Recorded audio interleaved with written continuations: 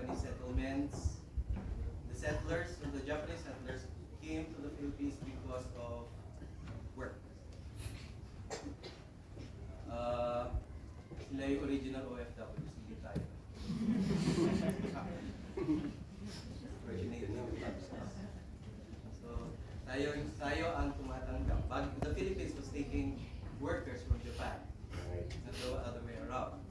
So, it was the Igoros and the Japanese manpower that built Quezon. But it was the Japanese who taught us how to plant vegetables and strawberries. So, questions? Yes, sir. Not being too technical or OC lang kasi mga great Kurosawa fan.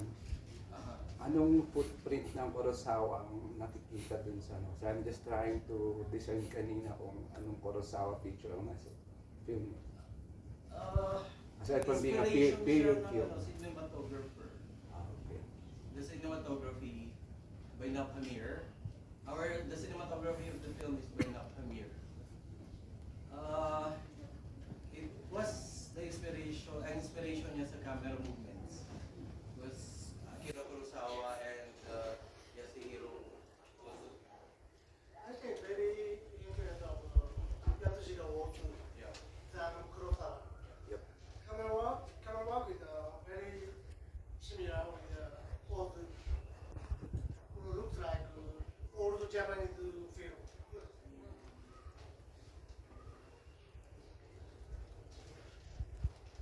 Questions? Yes, MC.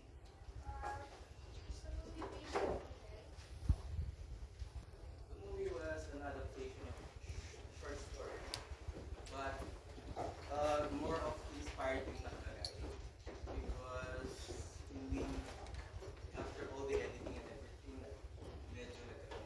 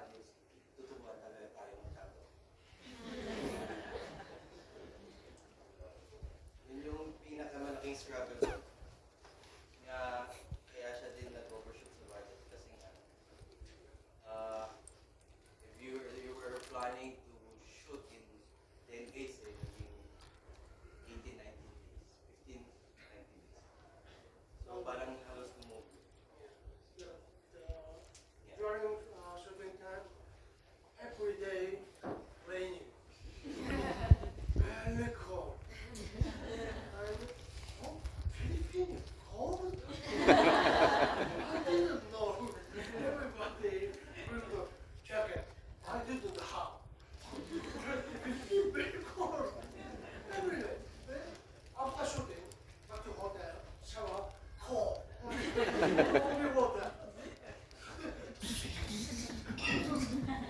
Yeah.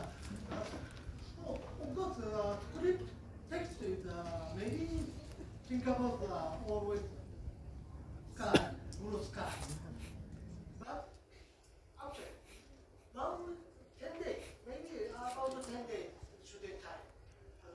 Cannot change. Must shoot. So almost text, almost changed. I have text. I know. Maybe change here, change role, no role, change line, change line. Before I memorize my line, but in the morning, maybe lines change. Oh, lines change. What kind of line? You don't know. Every day I memorize new one. Hotel to location place is a take bus. In bus.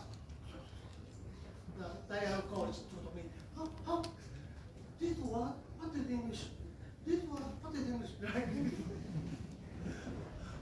Almost to memorize.